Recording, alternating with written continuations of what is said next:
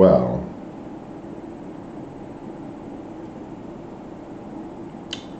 anybody want to guess what happened? Guess who failed to plug in the laptop?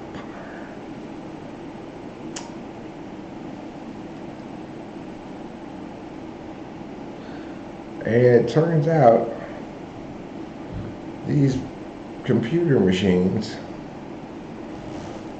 require electricity to work. Who knew?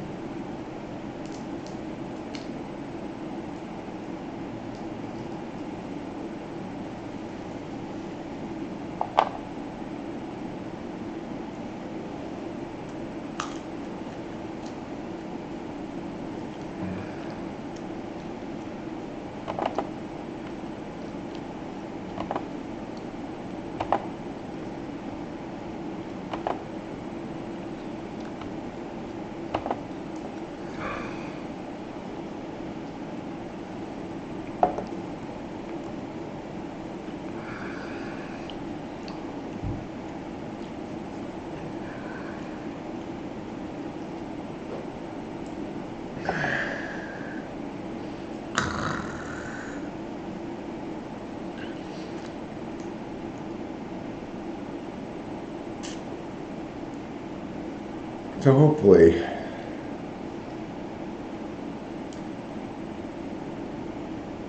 we're back streaming. There's been a restoration of sanity, ideally.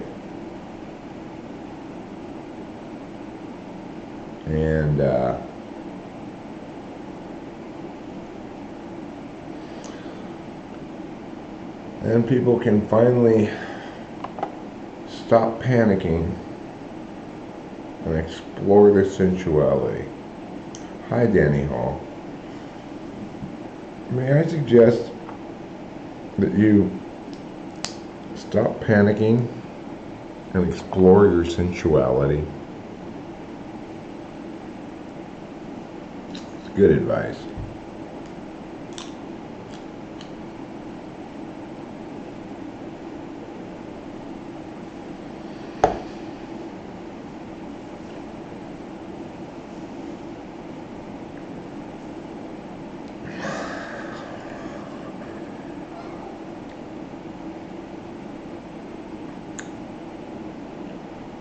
No, Danny Hall, I don't mean be a hoe, okay? Listen. Women like us, I want you to remember 4 words. Our bodies, ourselves. Okay? You and I have one important thing in common. A uterus. It's where I keep my babies.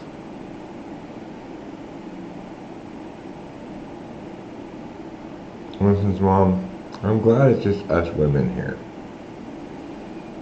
Because our bodies, ourselves.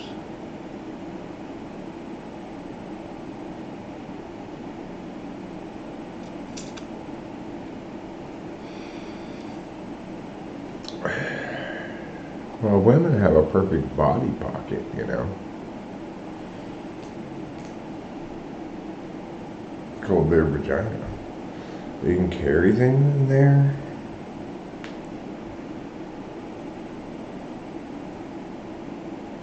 And it's less gross than carrying things in your butt.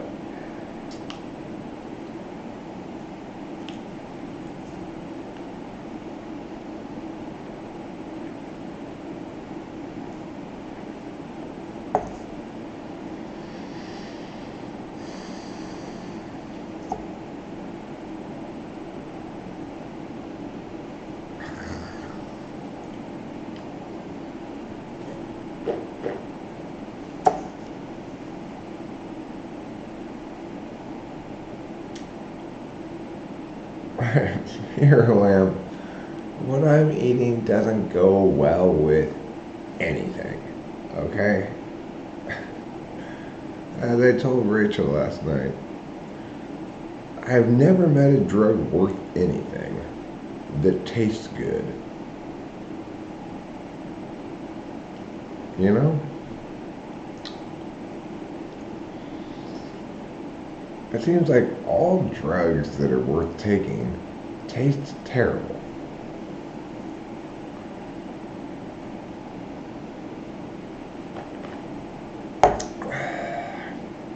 Like,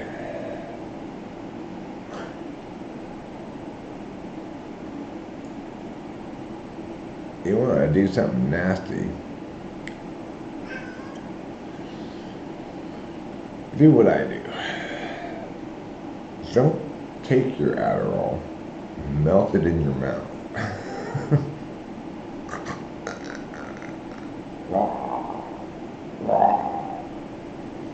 So gross. It just tastes like chemical death.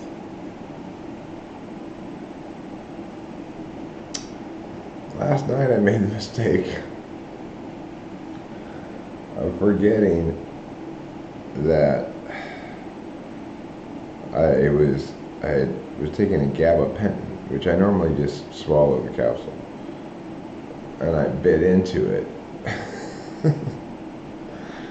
And it was just like, oh my God, could there be anything worse tasting in the world?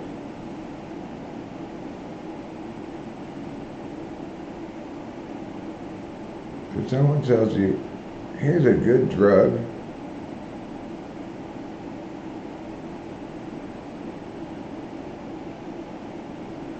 well, I didn't mean to do it with the gabapentin, it was an accident.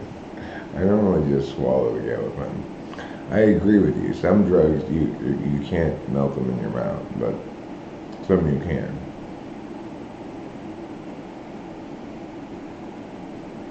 What about popping it in the key?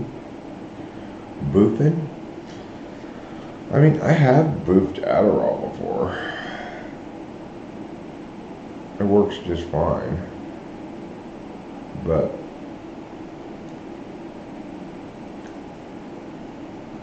I've never tried boofing mushrooms.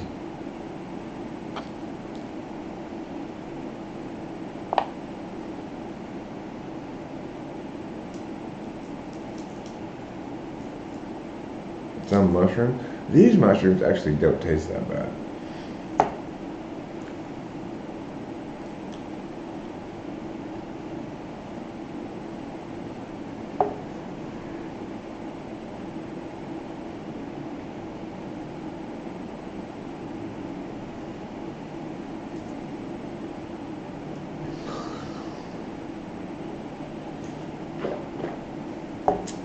As psychedelic mushrooms go, these are remarkably not unpleasant, comparatively. As compared against any other kind of food, they're absolutely disgusting, but compared against other mushrooms, these ones are not bad.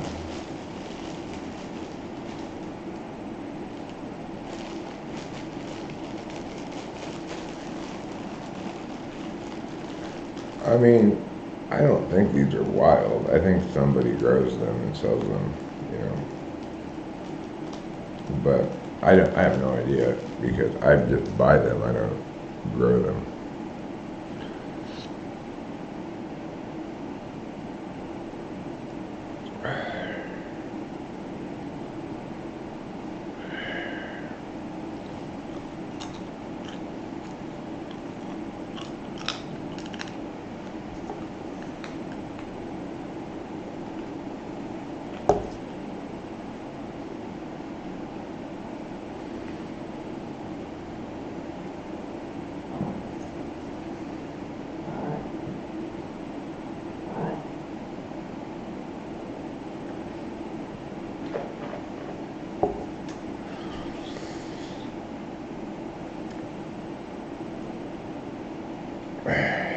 Okay, that one was very gross.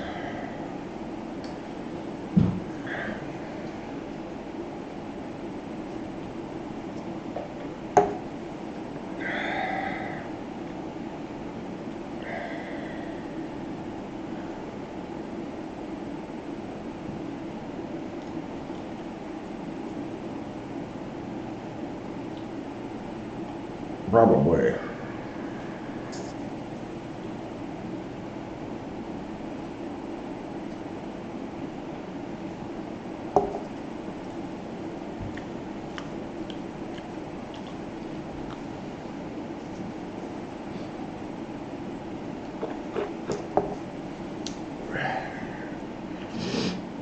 It is true that it's better to eat them with food. No, you wouldn't want to snort psilocybin. You also wouldn't want to smoke it. Remember that it's fungus.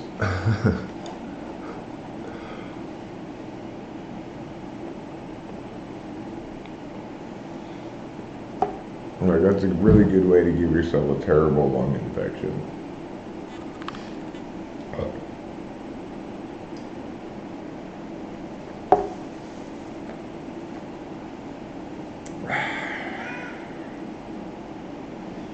Oh, meow.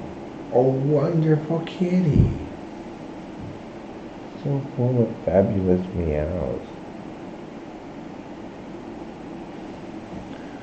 Your meows are fabulous, like the dresses of ladies at the Oscars.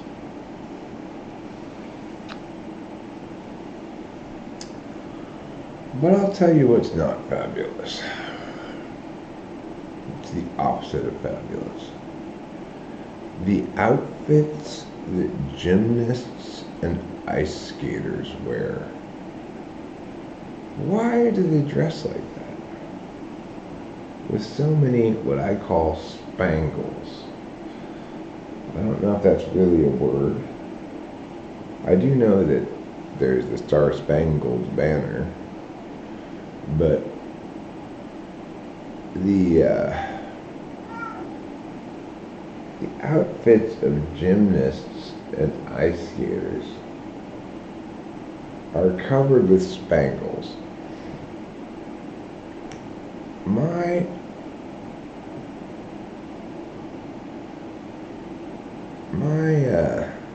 definition of spangle is something that's sparkly and dangly at the same time.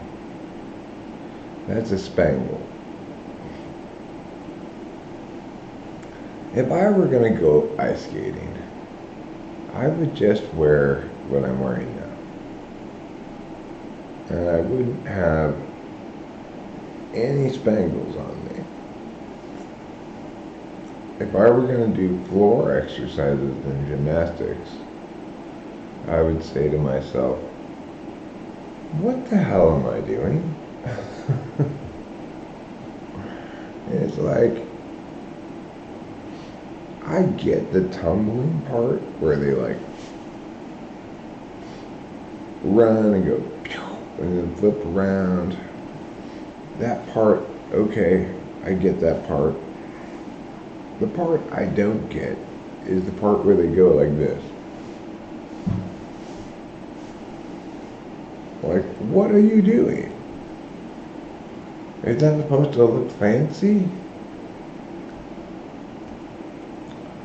Just do your jumps and tumbles and stuff. You don't need to, in between every move, do these ridiculous poses. You know what I'm saying? Oh, look at her pose so beautifully.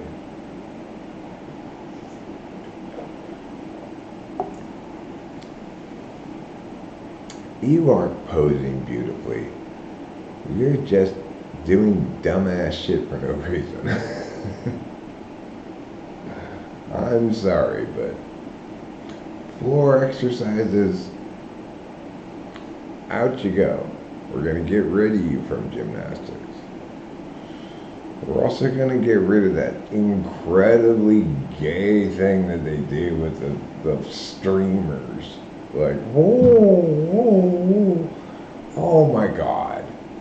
How can that possibly be considered a sport?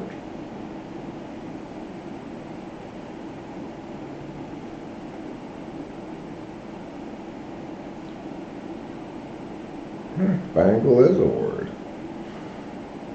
And it's kind of similar to what I said it was. I was just guessing what it might be a word, but sounds like I guessed right. Um, oh, it's kind of a gorgeous sunrise, actually. Show you guys. Can't really see that well through the window, but gorgeous pink sunrise. And I'll tell you this, both yesterday and today are great days to show a house. It's absolutely gorgeous around here right now. One of those gorgeous Southern California January days. What the people who buy this house don't know is this is like 1% of the days around here. 99% of the days around here are not gorgeous like this.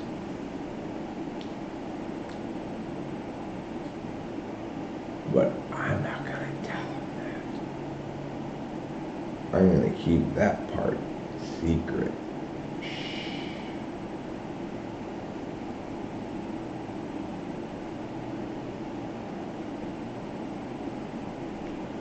So I'm here in my make-believe office because I've got a couple of hours. Yeah, we're staying. Yeah.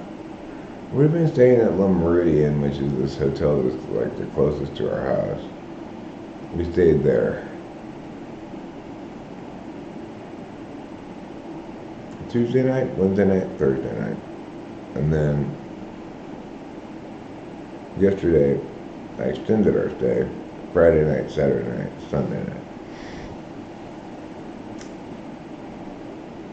Because,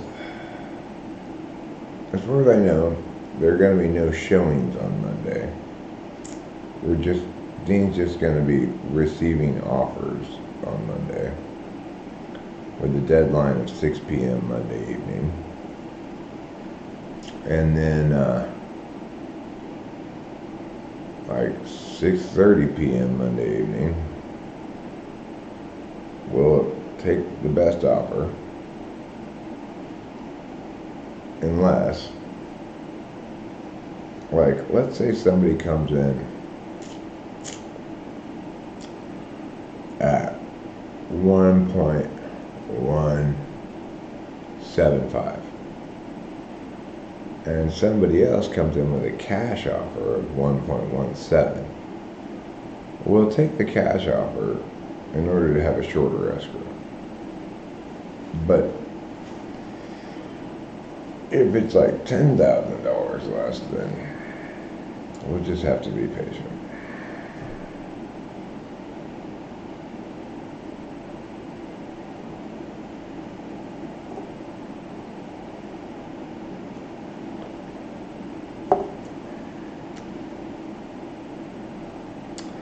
The good news is, once we open escrow,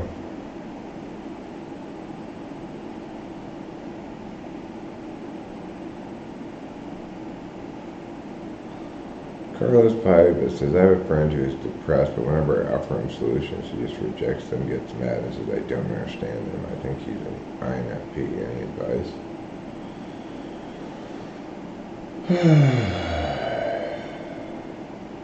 Ketamine?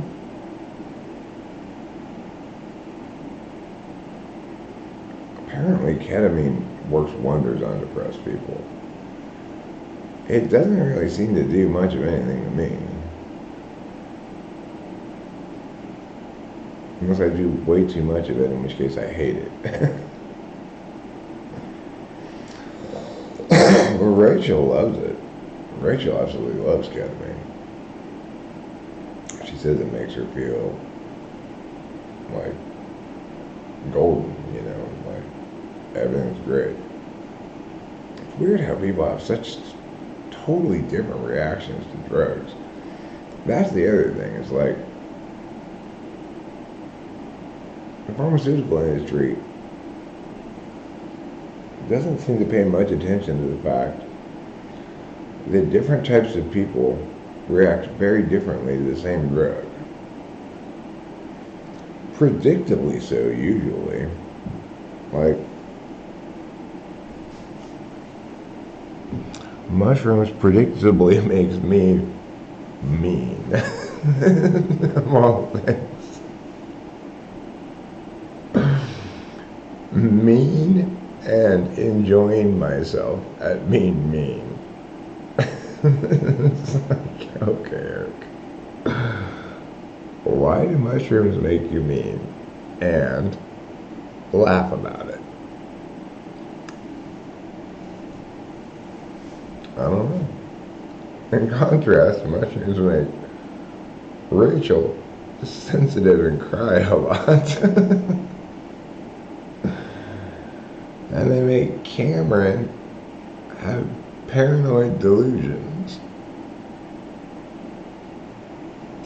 So, and I tell you with no uncertain terms that it would happen that way every time. Even though it's the same drug, it has totally different impacts on everybody.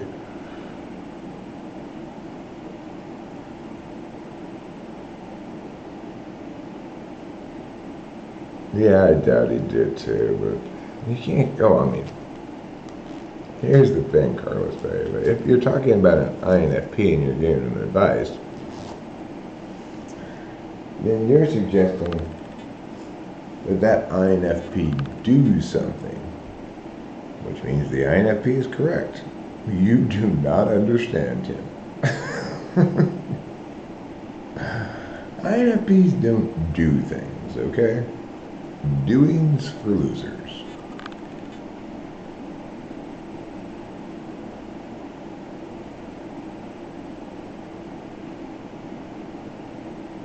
He is jealous. I don't know if Carlos Paeva's friend is jealous.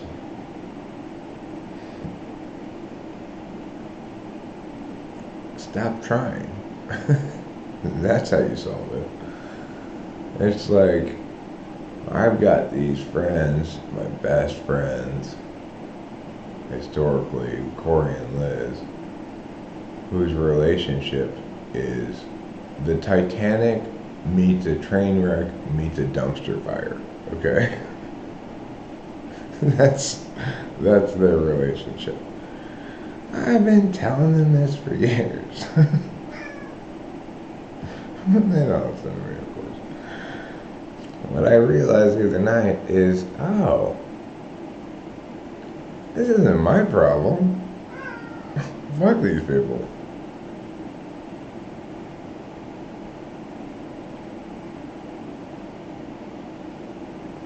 Well, it is for wallowing then, oh Flamo. It's just for wallowing and loading trailers. Which sounds like a terrible form of wallowing to me, but nevertheless qualifies as wallowing.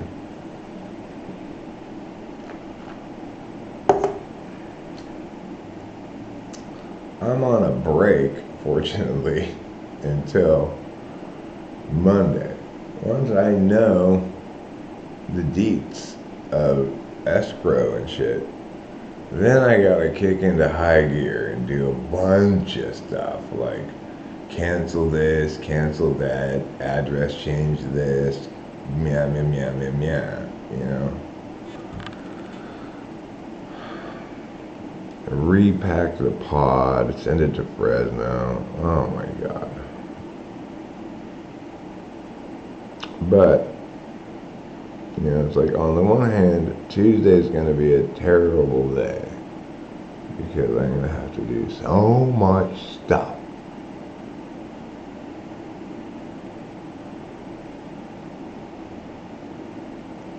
Which reminds me, Monday at 2 o'clock. I better put it on my calendar right now, or else I'm going to forget about it. Monday at 2 o'clock, I have to go to the mortuary and pay them for my mom's upcoming memorial, which I keep totally forgetting about. Like, oh yeah, my mom died. Forgot about that.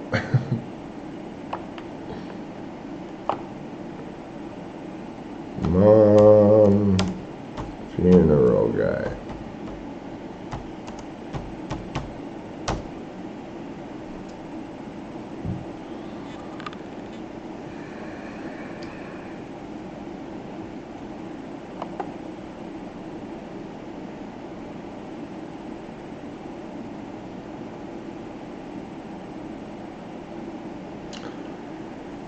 And I was a little bit annoyed with the funeral guy when he called me, because yes, I had a conversation with Delilah in front of him in which I got Delilah to agree to pay for it. But he interpreted that as that I couldn't afford to pay for it. I didn't like that. I could have paid for it. I just didn't want to.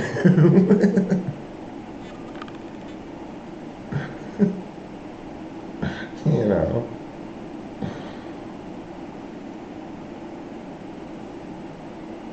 It doesn't even matter. It's like Delilah's money and my money are the same. But that doesn't mean we don't have different checking accounts.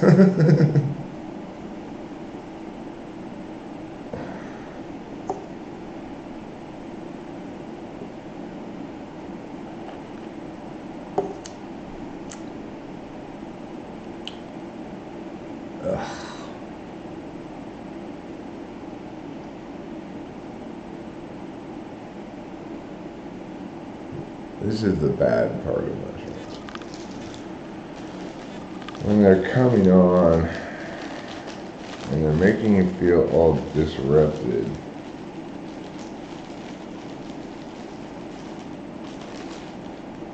this is the bad part of mushrooms. Ugh. It's like I'm feeling slightly nauseous. I'm feeling like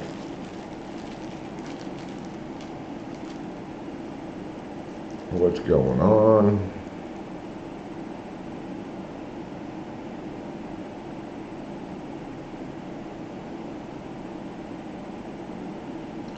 I mean,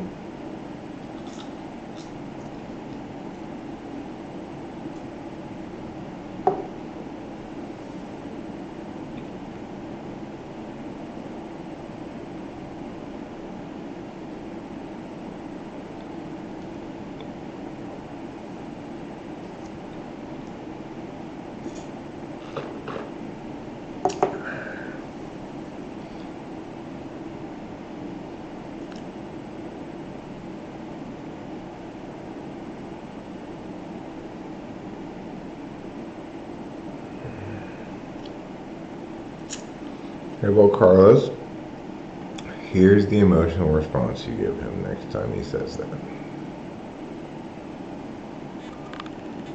Goodbye.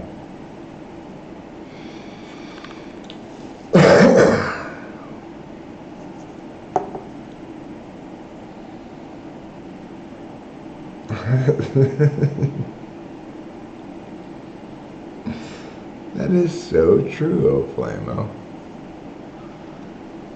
In a month, I can have approximately half of that $5.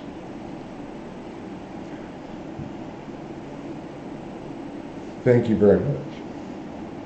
That's the best way I enjoy getting $2.50.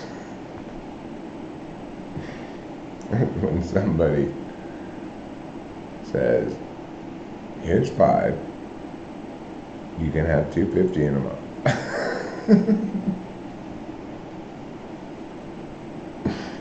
You can keep $2.50 of it in 1 month. love that way of getting $2.50. It's my favorite. You know what I'm gonna try to do? Next time a homeless person asks me for money, I'm gonna say, look, here's $5, but you can't have it yet. In a month, I'll come back and give you $2.50.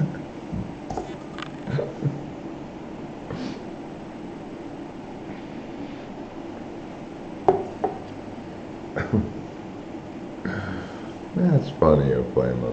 You made a good joke. I'm proud of you. I'm pleased by you, I guess is what I should say. You are pleasing to me with your good joke. How's the house moving going? Well, I mean, here I am in my beautiful fake office. This is beautiful fake book and this important globe.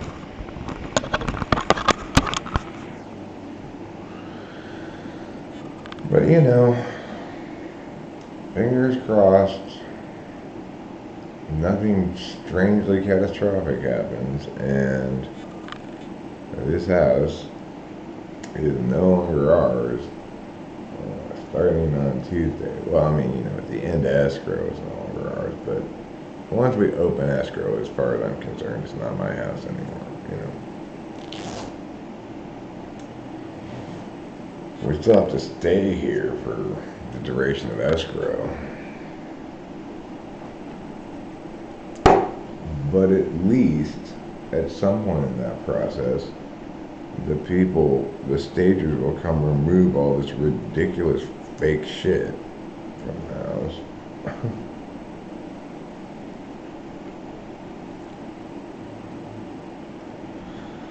I mean, I'd be absolutely delighted if Bigfoot came around right now. I just don't think I'm living in an area where there are a lot of Bigfoots. I think Bigfoots want undeveloped forest to live in, probably, rather than totally developed suburbs. But you know, who am I? Why am I being groupist against big feet? They're individuals too. You know, some Bigfoot might want to live here. Maybe, you know, it'd be great is if a Bigfoot family offered $1.176 million for this house. I'd be thrilled to sell it to a family of Bigfoots.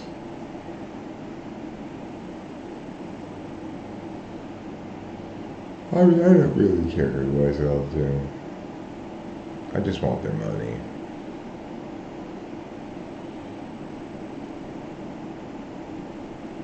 That's the truth.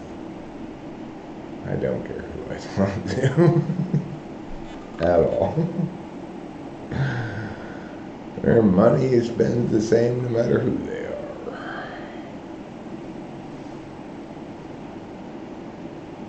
Bigfoot lives do matter, though.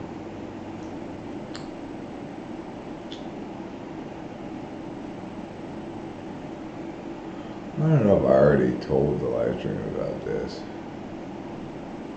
Probably I did. I cannot remember if I ate mushrooms yesterday or the day before. This is one of my problems. I hope I skipped a day in between. I'm pretty sure I did. It's even conceivable that there were 2 days, but that seems very unlikely.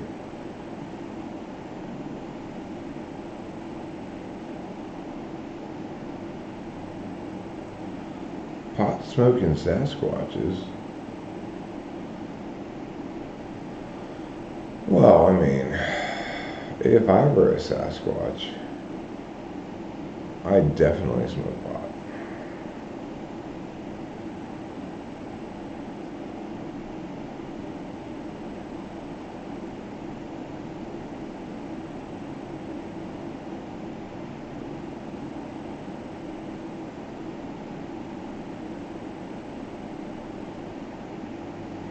To her credit, though, she is right that this is often a more feminine temperament type of approach. What is this that we're talking about, CJ? Sometimes people don't want solutions, just want a vent, which I get, but also don't get at the same time. My mom's thing is that Jay has told me this many times, especially about women.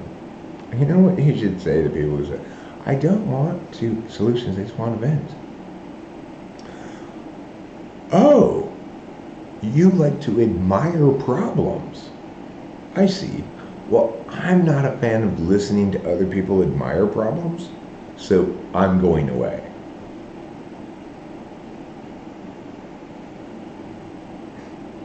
Not a feminine approach, that's just a stupid approach. Don't degrade women like that, CJ, by claiming that stupidity is a woman thing. Problem admiration is something that only I'm allowed to do. I love to complain. Other people are not allowed to complain.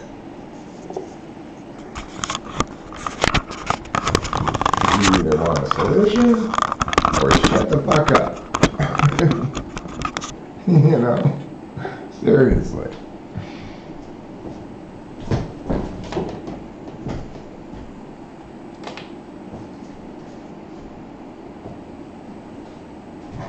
Right? Are you Eric? No. Then shut the fuck up. You don't get to admire problems. Only Eric gets to admire problems.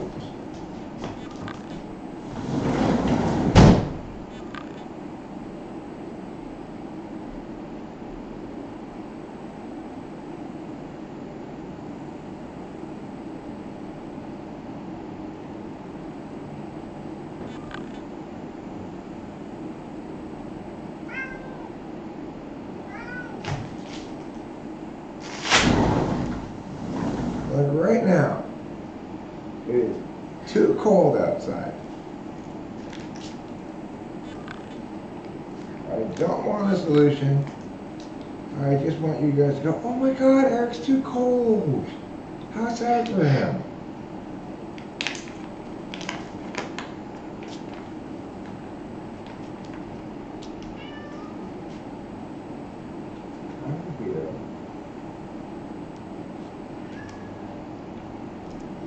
Oh, could it be any colder out here?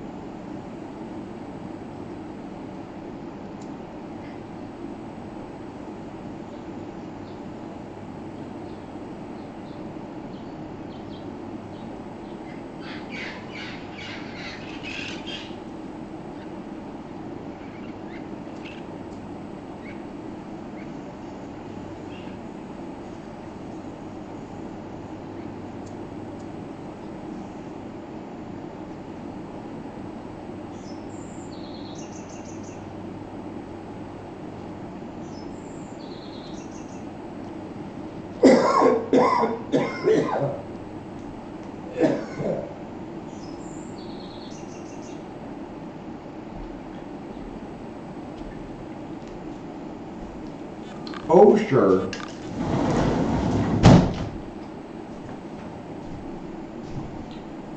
I do that all the time.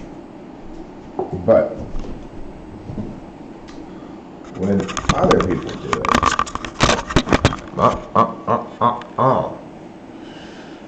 then they're just being stupid. I reserve complaining for myself. Look, this is why. Let me explain to you why I reserve complaining for myself. I have a lot of complaining to do, which means we have no room for listening to your complaints. You need to spend all of your time listening to my complaints.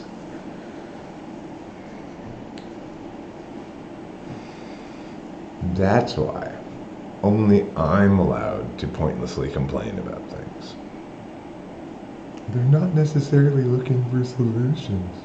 Then shut the fuck up, obviously. Meh, I'm complaining about something. Meh, meh, meh. Well, here's a solution. I don't want a solution. Okay, and I don't want to listen to you complain. I'm just venting, okay? Do you have to blow your vent air directly on me? Can't you blow it on something else?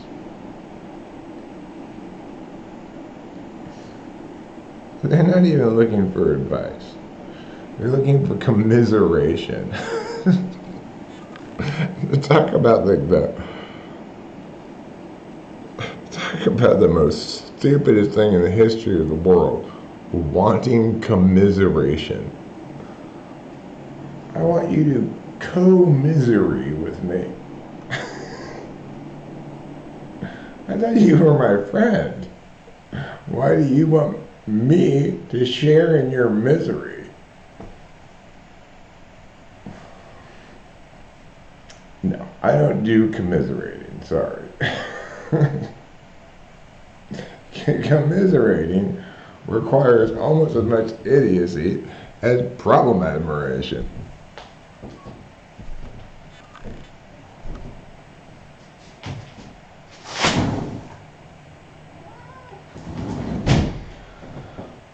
I have to go pee. Fortunately, there's a sink here, right here for me to pee.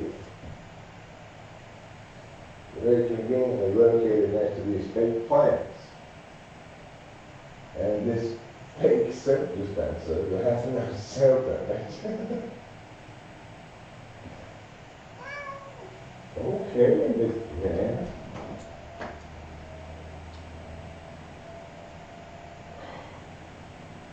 Oh, no. Would you stop playing meow meow games with me?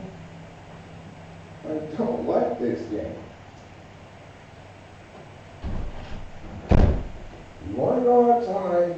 When I open the door, go outside. If you don't want to go outside, then don't meow at the door.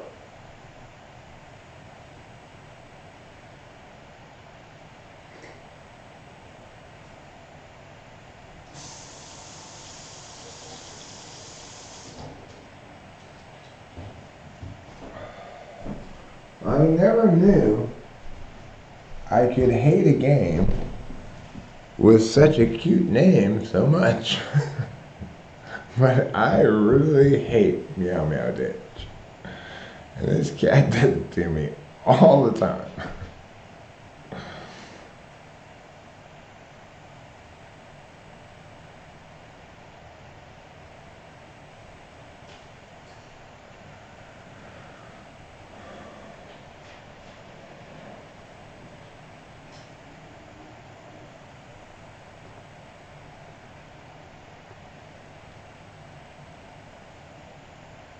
Yeah, you're supposed to commiserate.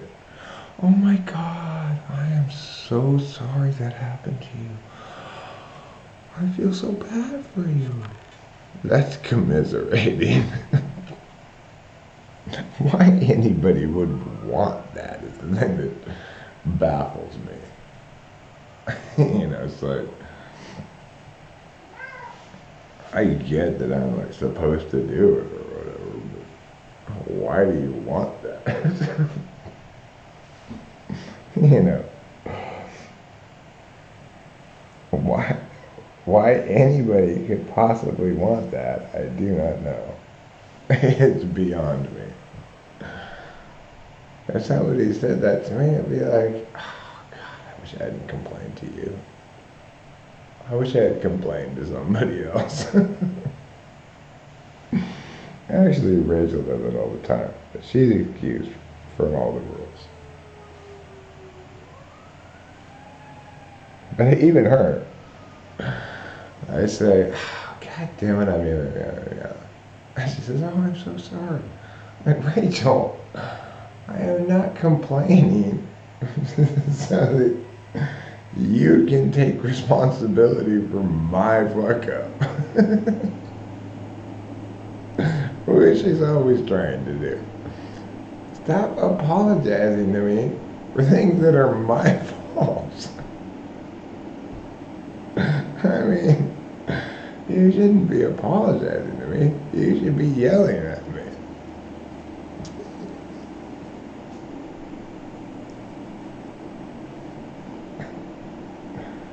I mean, God knows if I weren't me, I'd be giving myself an earful. Even though I am me, I'm still constantly giving myself an earful. I spend so much time yelling at myself, you wouldn't believe it. I'd just be walking down the driveway saying, Eric, you stupid, fucking retarded piece of shit. I do that all the time. You worthless, stupid, retarded piece of shit. How dare you even breathe, you horrible Eric. That's when I, left my coffee someplace. That's how I respond when I make a mistake.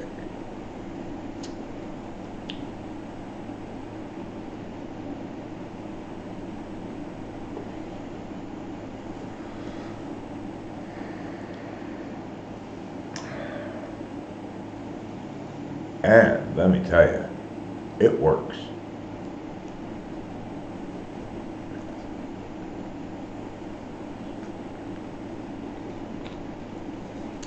No matter how much I yell at myself about it, I cannot seem to stop being retarded. Okay, look. No. Here. Go outside. You're going to look at that. Go on. This cat is such an effie dog. I just went pee in the sand. So he tried to go pee in the sand.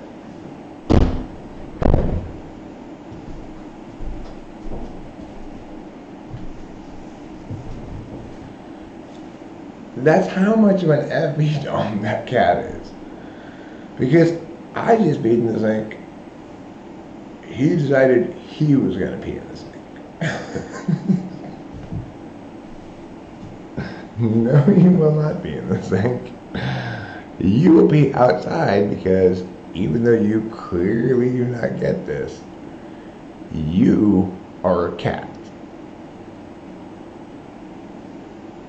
Talk about a cat not getting that it's a cat. That cat thinks everything is a team activity between me and Rachel and him.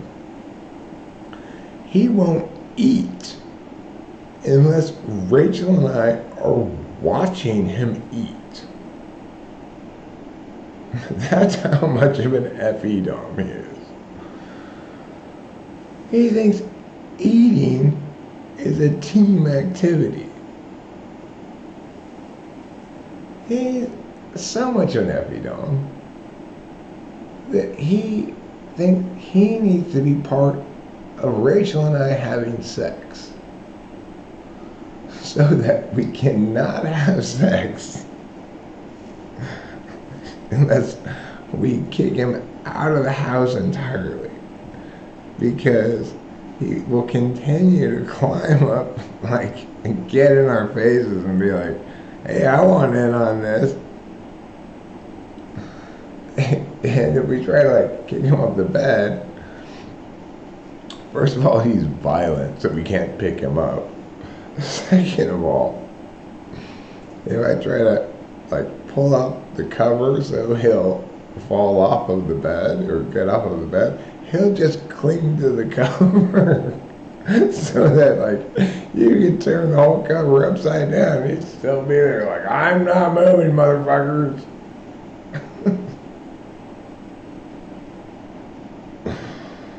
That cat. He's hilarious. I mean, that cat proves just how powerful ENFJs are. Once an INFJ hates you, there's zero chance of redemption. Okay. Rachel hated trouble.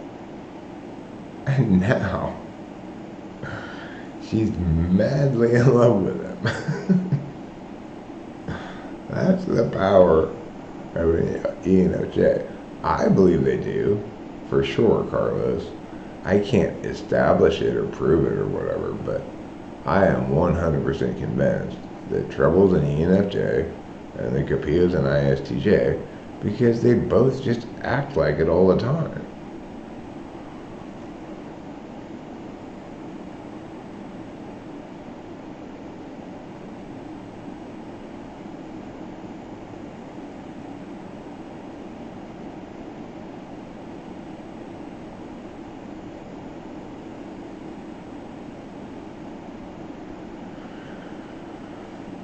I mean, he's just an ENFJ and he cannot understand, for obviously because he's a cat, what the fuck is going on. I thought he's feeling constantly betrayed. I thought we were a team. What's going on here? What do you mean I can't go to the hotel with you? Come on in, buddy. Now you peed outside where cats are supposed to be.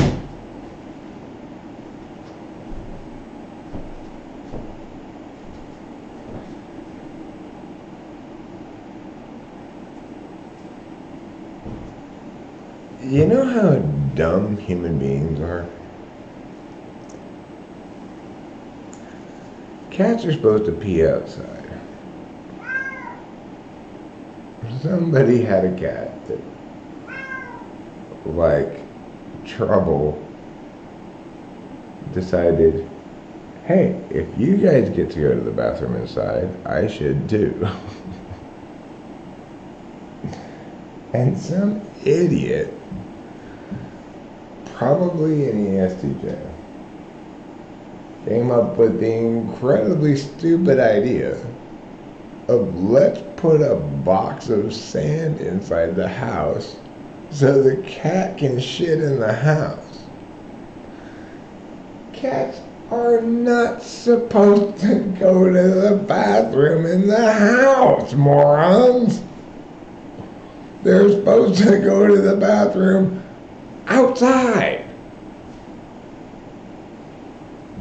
And then some double, triple, quadruple idiot said, I got a great idea. Let's just never let the cat go outside. You retards. Cats belong outside.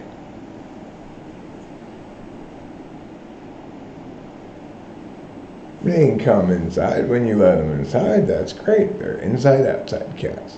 Because then you're respecting their will, right? Like, I want to come in, well, come on in. I want to go out, well, go on out.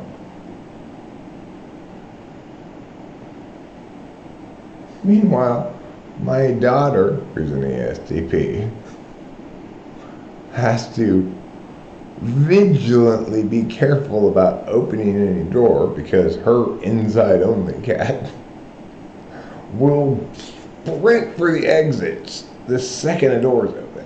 Why? Because, again, everybody who doesn't quite get this, cats belong outside. So obvious and simple. But I love my cat so much and something might happen to it. So therefore ruin its life by preventing it from ever going where it belongs? People are dumb.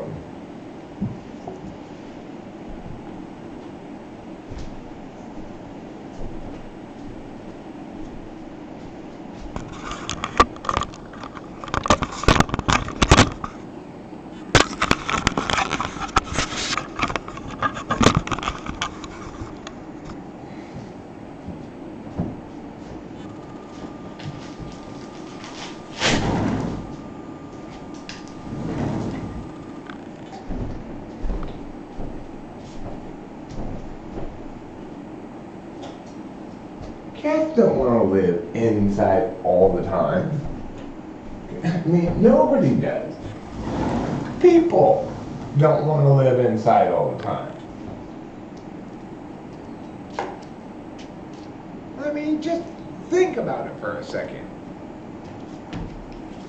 How is my cat gonna smoke if it's stuck inside all the time?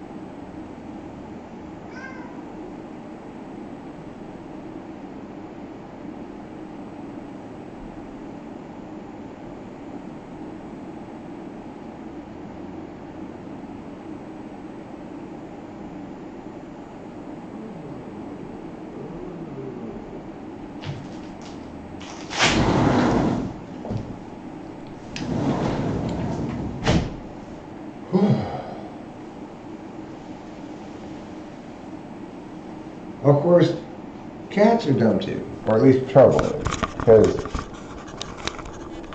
what he doesn't get is that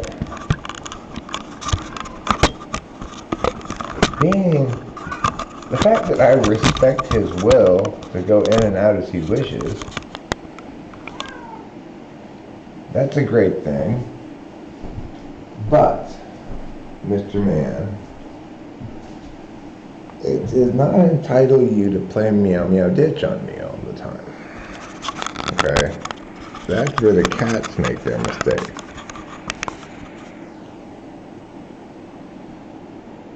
You guys aren't even listening to my rant about inside-outside cats, which is the most important thing you could be listening to right now. If you have an inside-only cat, will you let your fucking cat outside, for fuck's sake? It doesn't want to stay inside only, I can promise you that. It wants to go outside.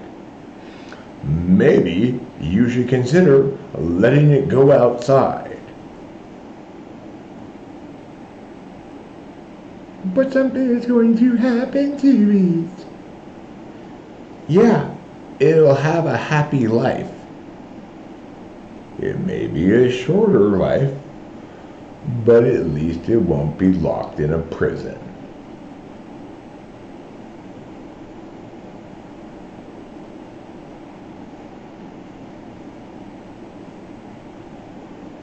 So, if you have an inside cat only, remember those words. Do the obvious thing that anybody with any good intuition would do. Let your cat go outside. Of course, if you've got fourth slot in eye like my daughter, or polar in eye like an ESFJ, then chances are you've got your cat protectively locked in a closet someplace.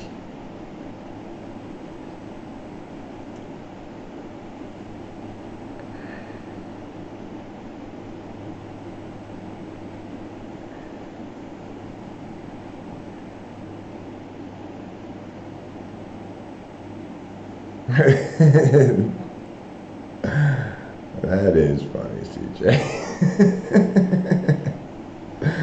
That's a terrible way to time yourself.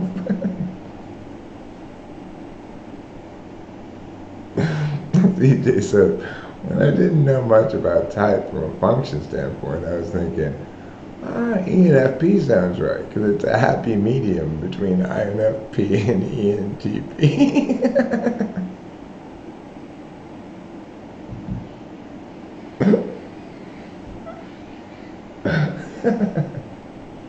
Yes, indeed, CJ. That is a really terrible way to type yourself.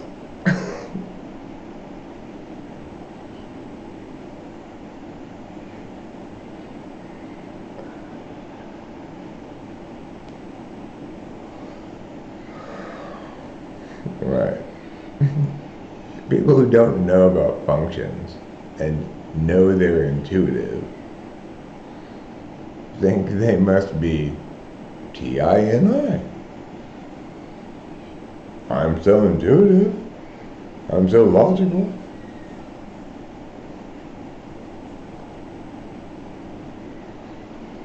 No. Wrong kind of intuition there, Mr. Man. That's why they shouldn't call extroverted intuition intuition. They should call it something else. I don't know what they should call it, but it's not intuition. Extroverted intuition makes things that resonate as correct to people with actual intuition, if and only if their extroverted intuition is in the first slot or maybe the second slot. Like, you will never see an ESTJ make any good art, ever. You will never see an ESFJ make any good art, ever. Why? Antipolar.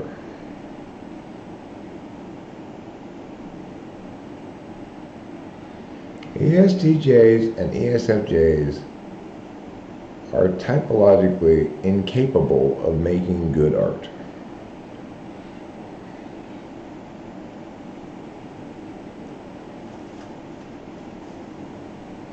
They don't even want to try. They just want to try being craftsmen, mastering this technique, and then doing it. Which is like, oh God. Fine. In everything but aesthetics, please. That's a fine approach to things. In everything but art. Not everything, but just about everything but art. That's a perfectly fine approach to dealing with things. If you're an ESFJ or an ESTJ, though, oh my God. That's how you end up with the Dave Matthews Band. Oh. You can't make art like that. Well, I mean, you can. If your goal is to make terrible art all the time, then that's a great way to do it.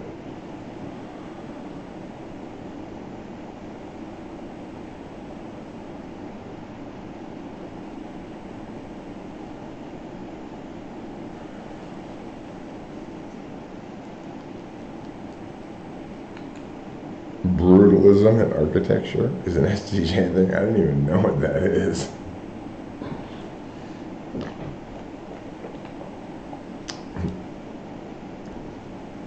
That's the point, CJ. Cognitive functions don't work like that. There is no medium between things. There are 16 distinct configurations, and there's no spectrum.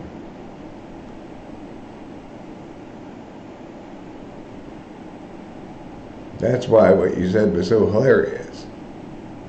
Because there is no mediums.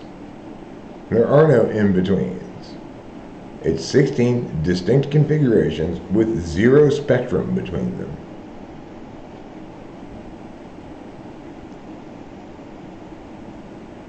It's like saying, what's the happy medium between a cactus and a tree? I mean, you could make up a medium like a bush, except you'd be missing the point entirely, right? You either want a cactus, you want a tree, or you want a bush. You don't want something that's nothing in particular.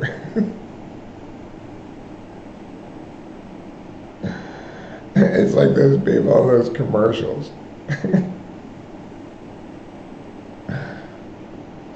I have light to severe psoriasis. Okay.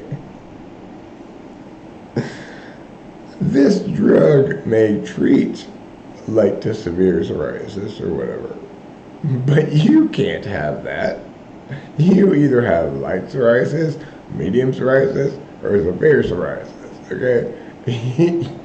You can't have the range of possible manifestations of psoriasis that this drug treats.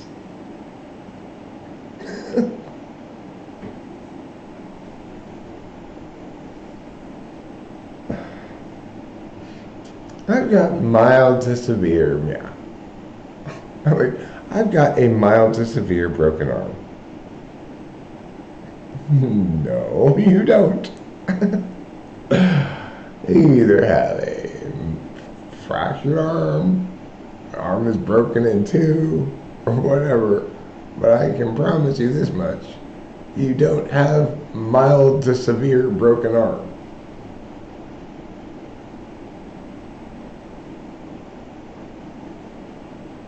There is, I mean, the only purely objective type is INFJ. And note, for sure, that doesn't make them more correct. Objectivity is not the same thing as correctness. People will not get that through their fucking head for some reason. And the cost of being the most objective type is I have never met a single person in the world who knows less about themselves than Rachel does. She knows about everything but herself. But in order to be the most purely objective type, you have to be the most retarded person in the world about self-reporting. I'd ask her, how's your neuropathy doing today? How's it feeling today? She'd say, well, on Tuesday I did this task, so I guess it's getting better.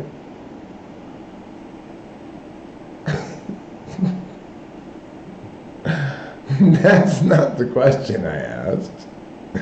Your answer is hilarious, though. Could you know any less about yourself?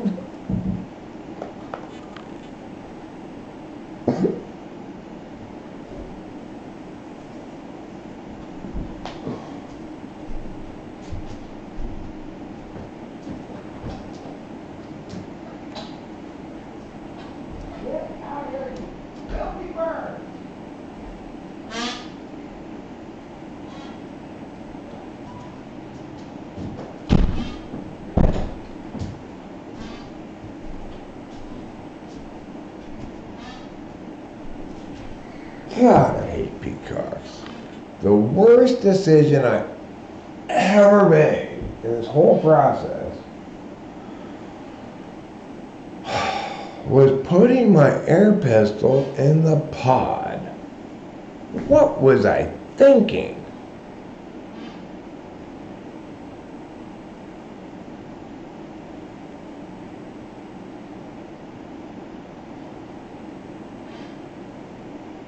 You have a hard time understanding TI as a function. It's like the easiest function to understand. Make everything black and white, make every definition constrained meaning, and ignore feelings all the time. It's that simple. Then you'll be correct and everyone will hate you. Just like me. Aren't I a hero?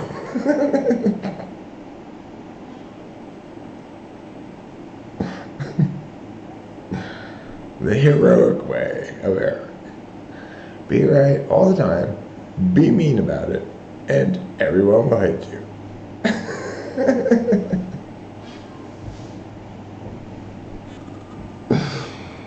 That's a good way to describe just how retarded Eric is. He doesn't even know how to be right correctly. That's not a good way to be right, Eric. That's a terrible way to be right.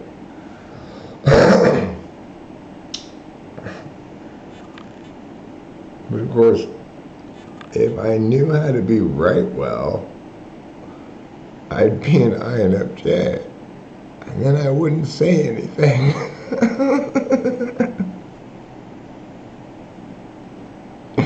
This is the curse the universe has put on us, right? You can be right and tell people, and no one will listen to you. Or you can be right and not tell people, and everyone will love you. That's the truth of the matter. I'm an ENTP. I'm right, and I tell people. But guess what? Because people are wrong all the time, they don't want to hear what I'm saying. And it makes me mad because I'm right and they're wrong. So I get meaner and meaner about it. So pretty soon everybody hates me. In contrast, Rachel is also correct about the same things, but she has the benefit of knowing as well that she can't explain why. So she just keeps her mouth shut. And everybody loves her because people are so dumb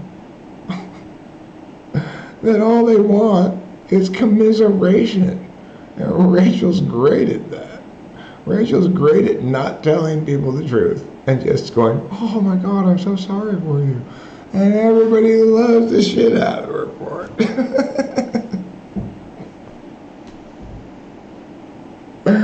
What a great world we live in, huh? The one person everybody should listen to, me. Nobody listens to, and everybody hates. The other person everybody should listen to is Rachel, but she won't say anything. And that's why everybody listens to her, because she's not saying anything.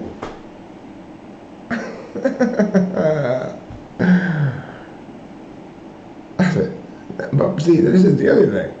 What nobody can read on Rachel, because she's an INFJ, is she fucking hates that. Of course, she doesn't know that either, because she knows so little about herself. Isn't that hilarious? She hates commiserating. She just thinks the same thing I do, the correct thing.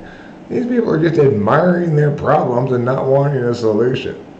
But she doesn't say it, unlike me. Instead of saying those words, she says, oh, I'm so sorry for you. People love being lied to. People cannot get enough of being lied to. It's like, lie to me more. Oh, I'm loving this. Just keep lying to me. Oh, feels good.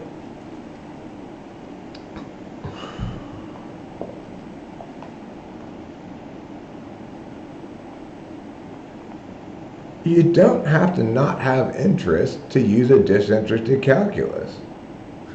I really wanted USC to beat UCLA the other day in basketball.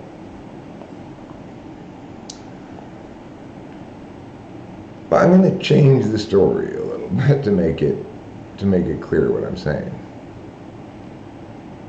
When the USC player charged into the UCLA player, even though I really wanted USC to win, I said, well, that definitely is a charge. That's a disinterested calculus that matters, and an interested calculus that doesn't matter. It couldn't be any simpler than that. When I'm watching a game, I don't care how bad they want my team to win. I'm always correct about the calls, right? Well, that was a foul. That was definitely a foul. I can't not be. It's impossible for me to not be. So you will never catch me going, oh, come on, ref, bad call, when it was actually a good call, even if it goes against my team. Even though I very much have an interest, and I'm rooting very hard for USC to beat UCLA for sure, and it's like the last minute of the game, right? But the truth of the story is, it was called a charge. It was clearly blocking on UCLA, and I flipped the fuck out in the hotel lobby. I said, "You motherfucker, what are you doing? You're pointing the wrong direction!" And of course, nobody says a word to me. And I explained to Rachel why upstairs. It's not because I'm intimidating. It's not because I'm right. It's not because it's my right to say that it's screamed at in the hotel lobby or something like that. It's because I have money. And you have money, you can get away with anything. That's how fucked up this world is.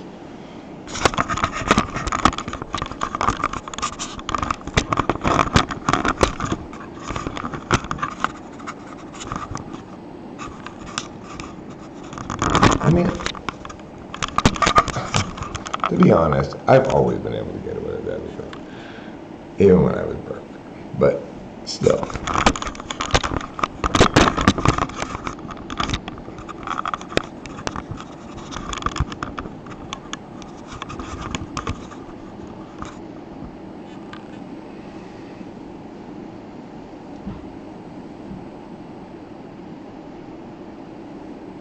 Okay, but that way, okay, here's the problem, CJ. That which is helpful and that which is harmful are always particularist determinations. I am the only person who can know what's helpful or harmful to me. This illusion that we can know what's helpful and harmful to society is why the voters of California protected black people by banning menthol cigarettes.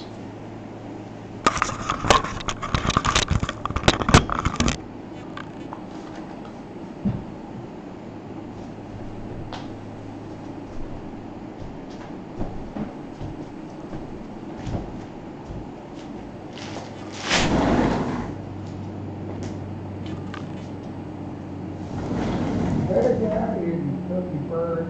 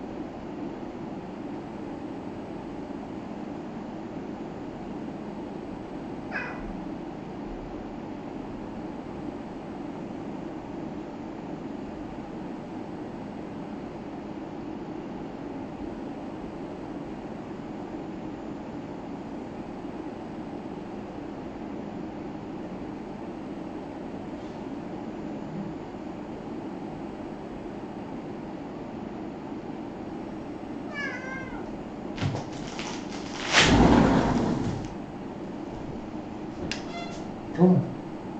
If you want to go outside, go outside. Do not stand in the middle of the door.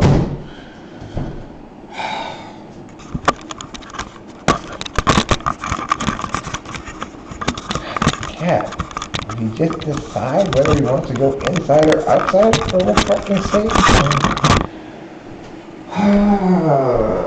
I'm trying to do this camera thing on the wrong side of the camera, on the wrong side. And it's very difficult to do it from that side.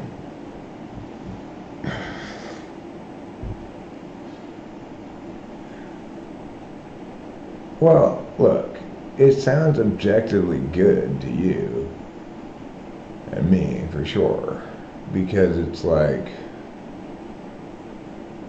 if you're an NE dom, you're very hesitant to do things because you understand that every time you do something, it has both intended and unintended consequences.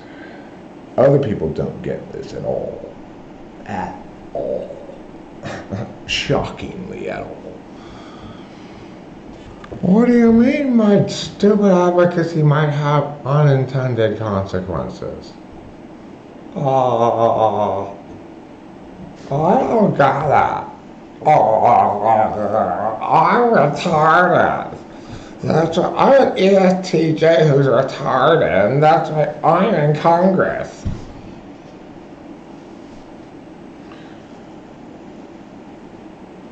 Well, okay, let me further clarify this point about a disinterested calculus. So, it was a bad call in that game. It was not a charge, it was a block. Because of my interest, I flipped out about it, right? If it had been a bad call in our favor, I still would have said, that's a terrible call, but I'm really glad they made it. That's a disinterested calculus. I'm evaluating the accuracy of the call, but that doesn't mean I'm abandoning my interests.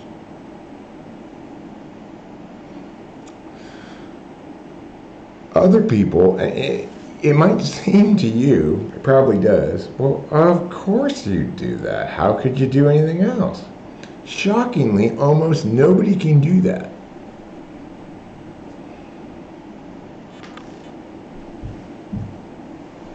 It's like, because they want their team to win, they're going to, their eyes stop working or something, and then they go like, no, that was a bad call, even though it was clearly a good call or something. I don't know. You hear it all the time in sports stadiums. The whole crowd is booing a good call. It's like, you morons. It's fine to be sad that your team got fucked by this good call, but you shouldn't boo the ref for doing their job correctly.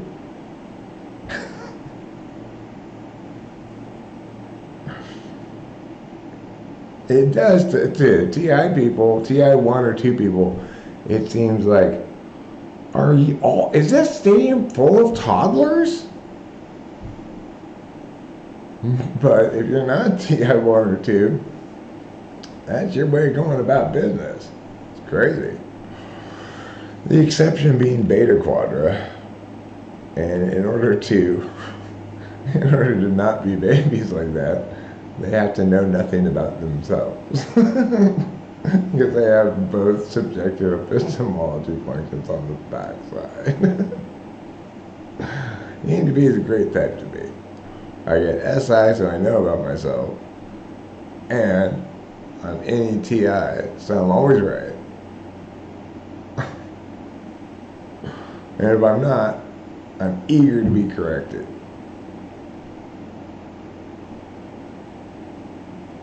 The only bad part is, everybody hates me. Because since I was a child, for some reason I got into my head that showing off how smart I am makes people like me. Even though it does the exact opposite. No. That's called retarded third slot FE. You know, it's like, but I wanted to make people love me.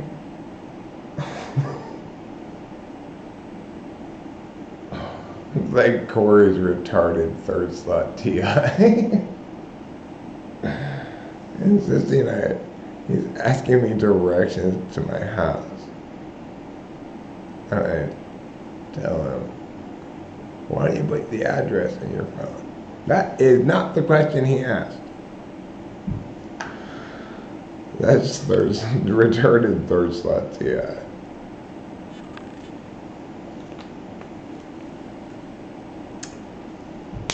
Being TI tool, I get it. I'm like, no, I totally get it, dude. You ask a question, you want the person to answer the question you ask. You do not want the person to give you something else. I totally get that. So I will answer your question, even though, frankly, it's the dumbest question in the world. How do you get to my house? You put my address in your phone, stupid.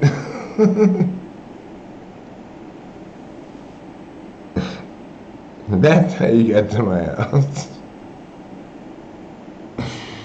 I can never remember how to get to your house. Well, of course you can, because you got 8 slot SI, and that's not relevant information to you. It'd be great if you would remember that the way to get to my house is to put my address in your phone. But that's not the question you asked me.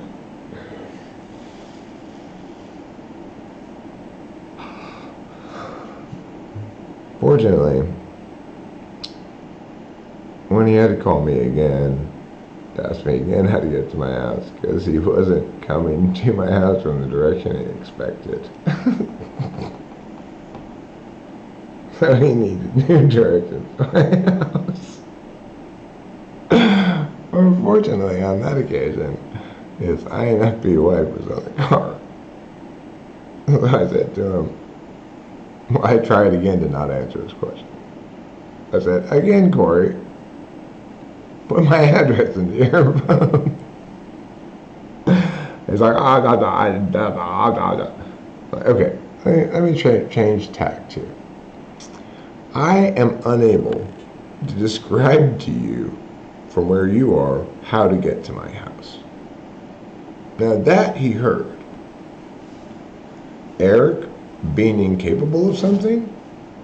Well, that I expect, understand, and hear, because I have no respect at all for Eric. But at that point, his wife grabbed the phone from him and said, tell me your address, Eric.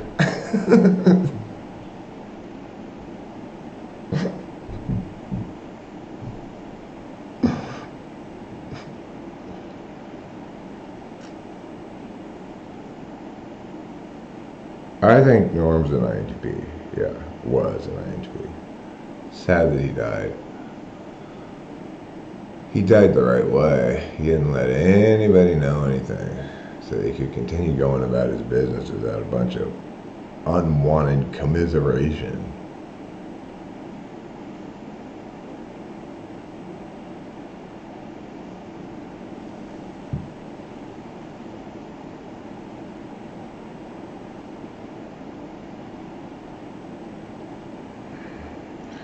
I don't know enough about Bill Maher to make you have an opinion. I don't think I've really ever watched him.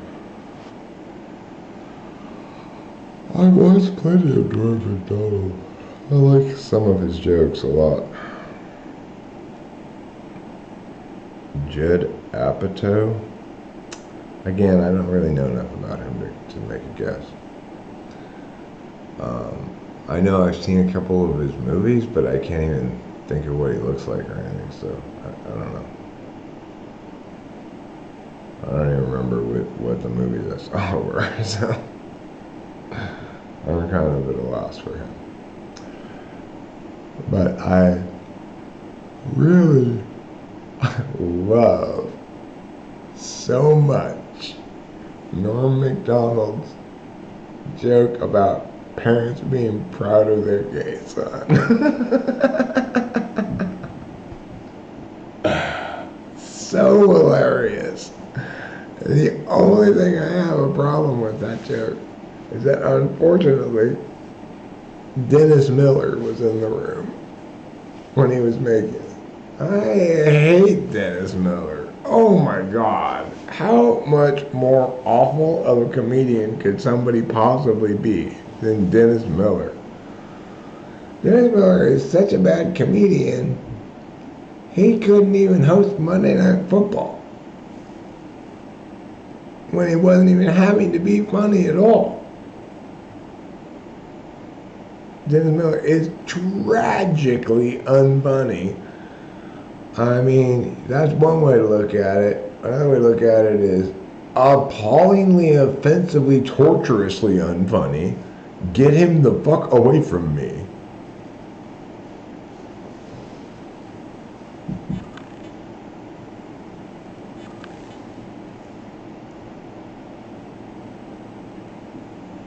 I don't view it as a tragedy.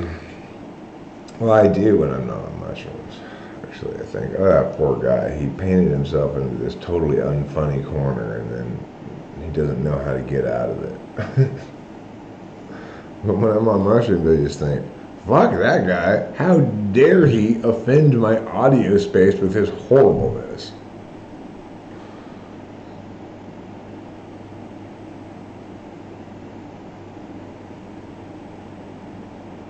I'm sure he is, but I'm on a little bit of. I must have taken mushrooms yesterday because I was like barely tripping. I guess it was yesterday. I thought it was the day before, but I'm not good at keeping track of days.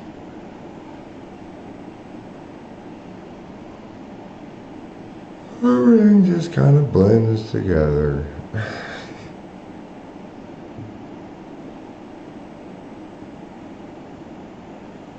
Oh God, talk about another person I cannot fucking stand is Conan O'Brien. It's like, there'll be somebody I want to see really badly, and I'll see a clip on YouTube, and I realize, oh, it's Conan, he's on Conan O'Brien, though. Then I have to have this big conversation with myself. Do I want to see this person I like so much badly enough to also see Conan O'Brien?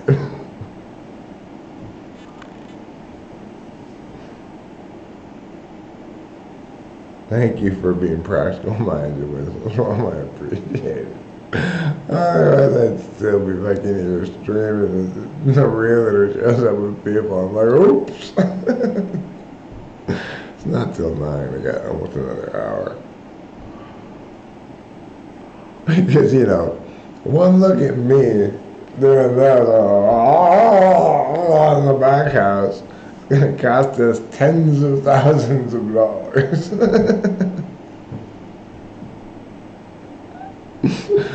You know, what's hilarious is Rachel and I were parked at the hotel. I was on mushrooms, of course. And this family came and parked next to us. I'm looking in the backseat of their car, like, what the hell is going on back there? Couldn't tell what it was. It turned out to be like 2 little children kind of like moving around, right? But I didn't know what it was at first. I was just like, what is that? Is it like a giant caterpillar or something? Anyway.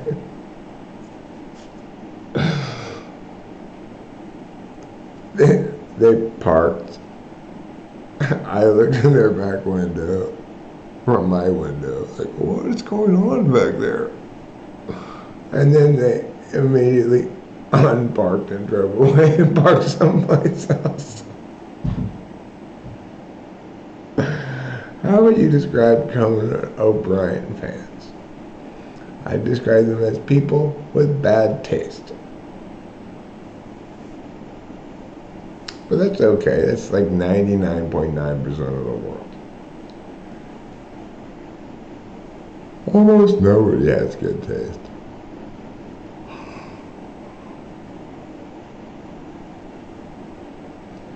I do. I have excellent taste.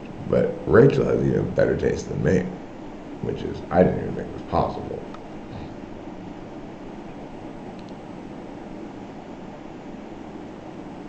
No, Dennis Miller fans are not all censors. They're all idiots. Plenty of idiotic intuitives out there.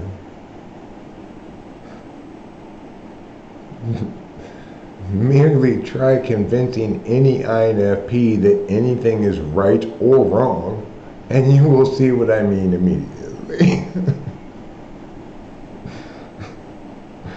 INFPs are deeply opposed to the notion that anything can be correct or incorrect. But there's so much gray in between. I had this conversation with Liz the other night. Okay, yes, most of the world involves feelings, and that's very important. But I'm making claims like 2 + 2 = 4. How you feel about it doesn't matter. It's correct. If I said 2 + 2 = 5, it's incorrect. And again, how you feel about it doesn't matter. Right? I like INFPs a lot. I'm just demonstrating that intuitives can be retards too. I'm incredibly retarded about everything but being right. I can't walk the balance beam at the park. I tried to do pull-ups. I had to cheat to do 2 pull-ups. I cheated on both of them. Cameron did this thing where he went along this thing and climbed up this thing all Ninja Warrior style. I tried to go up that thing. I couldn't even go one thing up that thing. Not even one thing.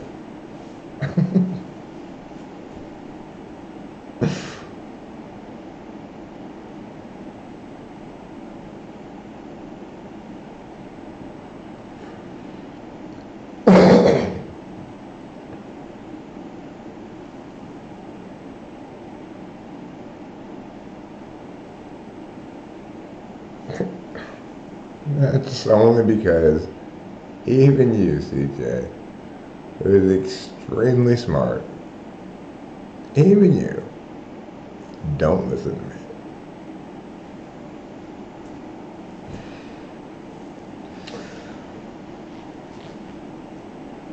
That's fine.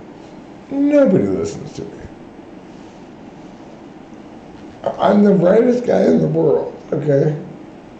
And there are currently 11 people in the entire world smart enough to watch.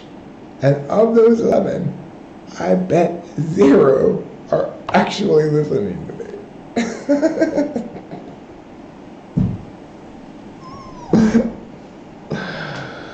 So, that's just how the world works. My dad always, that's not the way the world works, son. Well, you were right, Dad. That's not the way the world works. And I was right too. Well, it should.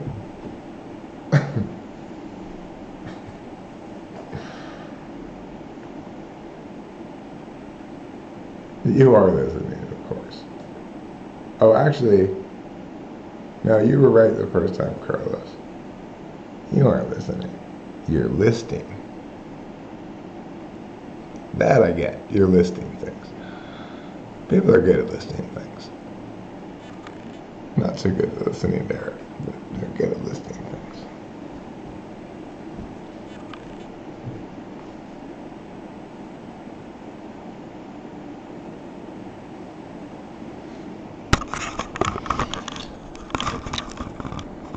Look at the cat. Guess what he wants to do again? Maybe. Come inside again. Maybe. Let's find out when we open the door. At least this time he's not meowing. So I can't really accuse him of meow meow ditch. All right, Mr. Man. Do you actually want to come inside? Okay, but I gotta warn you, I'm about to walk outside. Since you're an FE Dom, you're gonna yell at me about it. I thought we were supposed to be in here together. Well, trouble. He's gonna have to let me smoke a cigarette.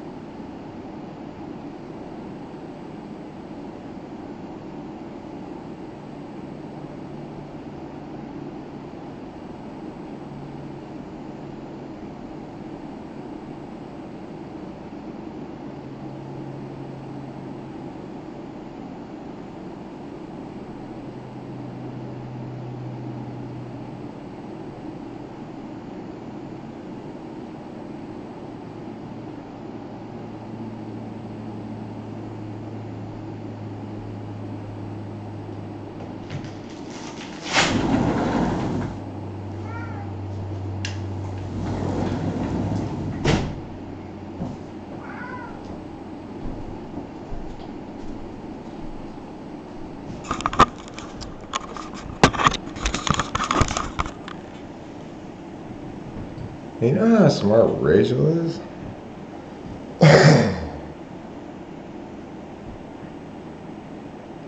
That's the great thing about FI. That's the great fuck you about FI. Okay, FI people, let's do it your way. I'm rich, don't deserve to be. Fuck you. FI. I'm keeping it all for myself. Giving none to anybody. Fuck you. FI.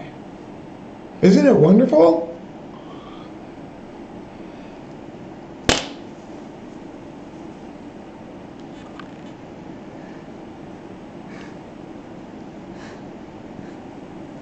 I am amazing at FI, it turns out. I'm amazing at it. I can be super selfish and not give a fuck. I'm like a master at FI. Take that, FI. Take that. How do you like that, FI? This is what happens when you generalize your stupid gray area shit.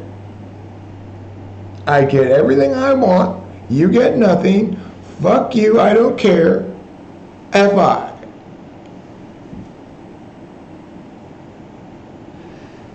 That's FI for you. That's why ESTJs can be the dumbest people in the world and filthy rich.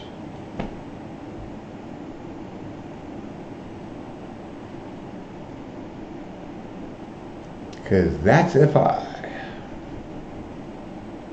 That's how you know you're really feeling things. I'm really feeling this right now. I'm happy because I get everything I want and I don't care about anybody else.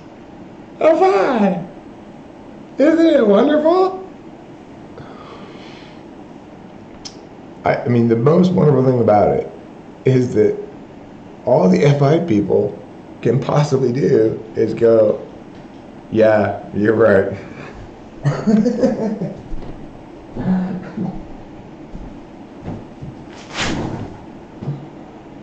You don't want to come in here. There's trouble in here. God damn it. Trouble! You will not bother your sister. You get to be inside, trouble has to get outside. Yeah. You get to be inside, and trouble has to get outside, because he has to be a dick for some reason. And that's not cool with him. No, you don't want to be outside, you want to be inside. You only ran away because trouble was in here. Trouble's not in here anymore. He's not going to be allowed to be in here while you're in here because he's a mean kitty. They will say I'm a filthy capitalist. I said, I didn't earn any of this money. I don't deserve any of it. I earned none of it. How could I be a filthy capitalist? I'm just happy about it. And guess what, F.I.? I don't get to decide my feelings. Isn't that great?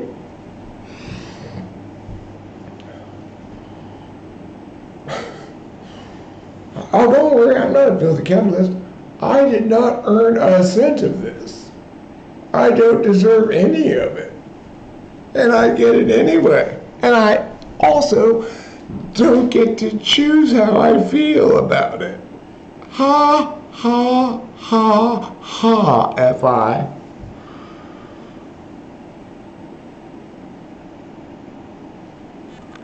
Oh no, I don't need to donate a cause or else I'm bad, because guess what? I don't feel like that, and I don't get to choose my feelings. And since we're deciding things with our feelings now,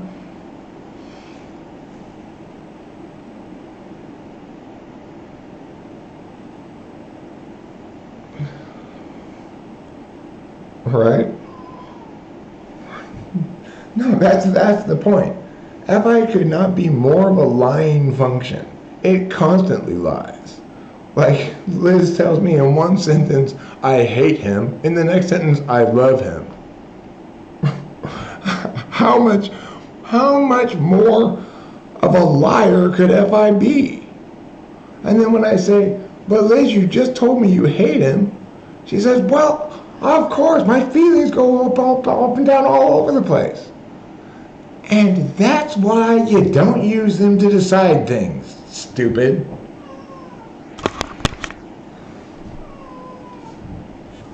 Oh, great. Now we've got double meow meow bitch. We got this guy who wants to go outside now because trouble scared her. And she doesn't seem to get the fact that I've kicked him out. So she's perfectly fine in here. She's meowing to get out. Trouble was meowing to get in when she was in here. And now that I let her out, he's nowhere to be seen because he's off to bully my cat again.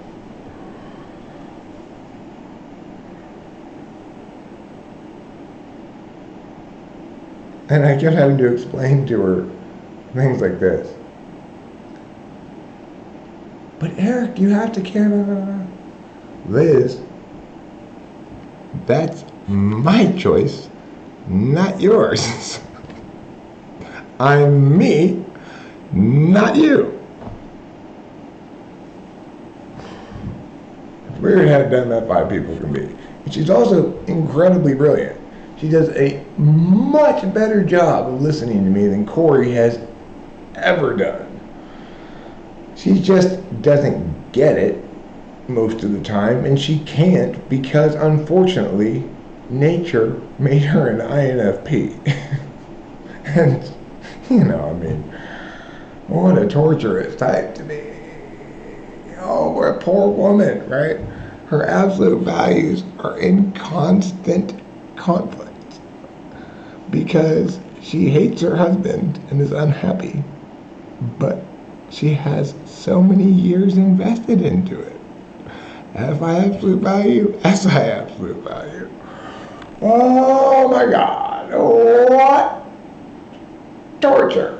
And of course, she's never going to do anything about it because she's SE polar. Oh my God. When I explained to To Rachel, oh, I figured it out now, finally, about Corey. He's just incredibly jealous of me. It made her sad. I'm like, why would understanding something make you sad? I feel happy. Now I understand. Guess I don't really care about my friends very much. That's their fault, though, because they made it impossible for me to be friends with them by being so fucking difficult.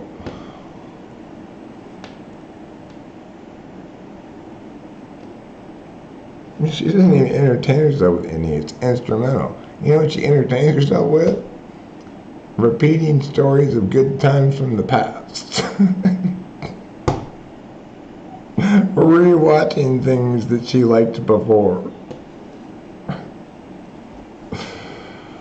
Thank you, God, for not making me an INFP. Thank you so much. I so appreciate it.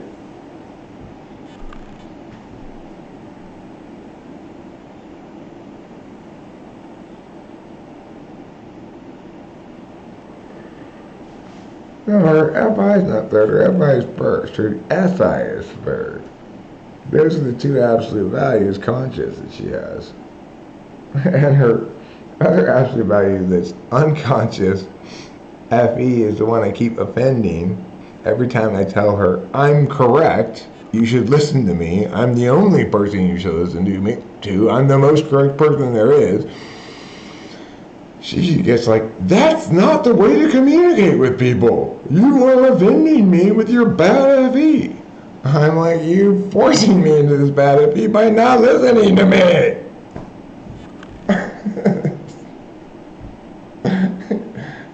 I mean, what a nightmare, right? What an absolute nightmare of a conversation that was.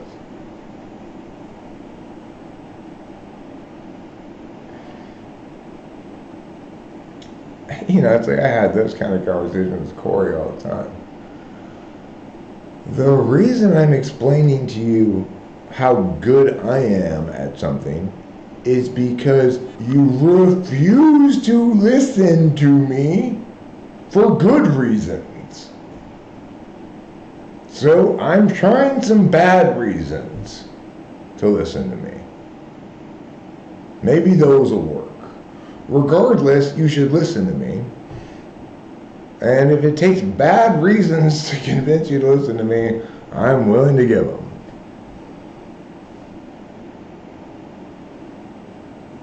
You're so arrogant, Eric. Yeah, okay. If you had listened to me an hour ago when I was telling you good reasons why you should listen to me, then I wouldn't be resorting to explaining to you how great I am to try to get you to listen to me. But the only person who seems to get that is Rachel. Rachel is the smartest person in the world. Because even though she's an INFJ, she figured out right away that she needs to listen to the actual words I'm saying and what they mean, and not worry about what my overall whatever is, you know?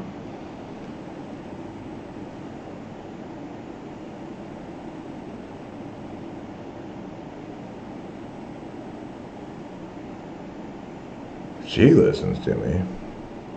She listens to me beautifully. About everything except herself. She cannot get it through her head how perfect she is. I cannot make even jokes about her making a mistake or something without her face going, oh, I did something wrong. No, Rachel, you never do that. You're immune from that. Even when you're wrong, you're right. If I'm mad at you, it's always my fault unless you suddenly spent a lot of money without informing me. Then it's your fault. But other than that, whenever you and I disagree, Rachel, consistently, 100% of the time, it turns out I'm wrong. It's amazing. She's the only person on the planet I completely trust to correct me. It's the first time it's ever happened in my life. That I have somebody in my life that I can actually trust to correct me. It's amazing.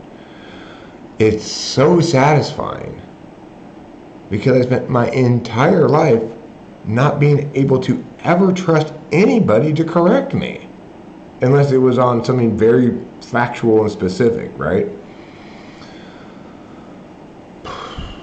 What a relief to finally have somebody who can correct me that I can trust. And she's always right every time we disagree. It's amazing. You would not believe it. I can't believe it. How can you every time? You know those commercials where like the couple throws the challenge flag as to who's responsible for forgetting the life jackets at the lake or something like that? Well, every time I throw the challenge flag, I lose. She's always right. Like the tissues box, right? We have this pointless, stupid, fake tissues box in the bathroom. And I was describing it as such. And she says, actually it says tissue on it. I'm like, no, it doesn't. It says tissues. Why would it say tissue? Why would a box holding tissues promise only one tissue? It makes no sense at all. It definitely says tissues. I threw the challenge flag. We walk in there. Sure enough, that stupid box says tissue on it. The thing is, once I disagree with her, she starts to doubt herself. I said, no, Rachel, why are you doubting yourself? Even though I am absolutely sure it says tissues on it, I would bet $1,000 that you are right. And sure enough, it said tissue. It's not like Rachel remembers things well. She's terrible at remembering things. That's the power of NI, I think, or something. I don't know, but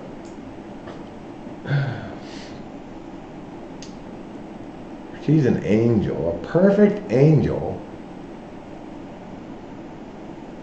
And of course, because she's such a perfect angel, deep down she thinks she's a piece of shit. It's like, oh my God. Could we please have a better universe than this?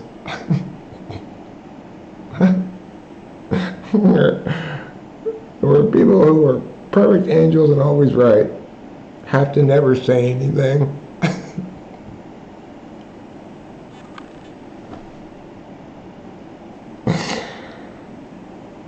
And I bet you if you ask anybody about Rachel, they'll tell you, oh yeah, she gives great advice. She never gives any advice at all. But I bet you, if you were to ask people about Rachel, like, do you think she gives good or bad advice? They would all say, oh, she gives great advice, even though she never gives any advice at all. I guarantee you, if you ask that question, that's what people would say. Because that's how stupid everybody is. Unbelievably, shockingly, time and again, over and over again, I don't know why I keep being surprised by it, people are dumber than cows.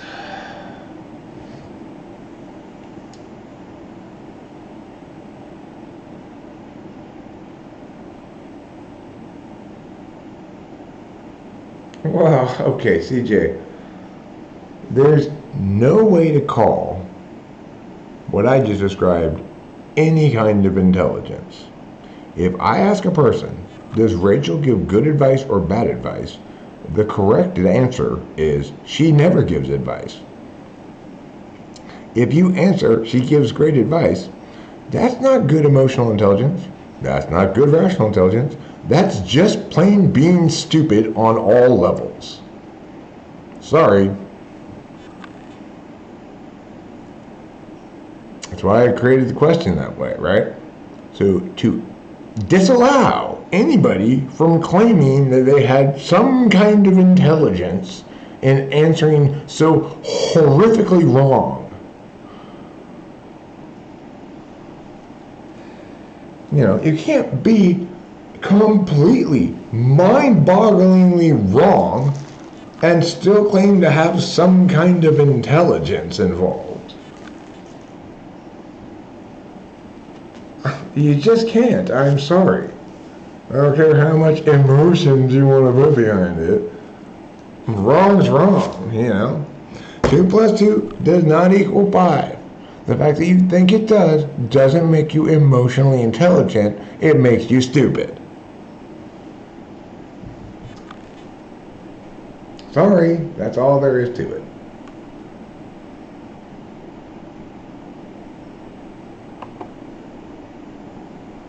Anyway, I gotta go because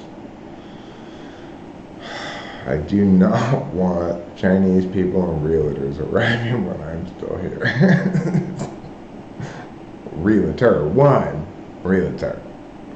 Dean, because an ESTJ lady named Janet broke rule number 1 of the universe. Does everybody remember what rule number 1 of the universe is? Don't fuck with Eric.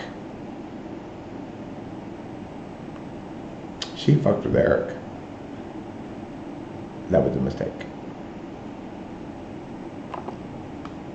Like I told the military people in the elevator the other day. You know what I love about the U.S. military? It has the same attitude as me. Don't fuck with me. Anyway, see you later. Have a great day.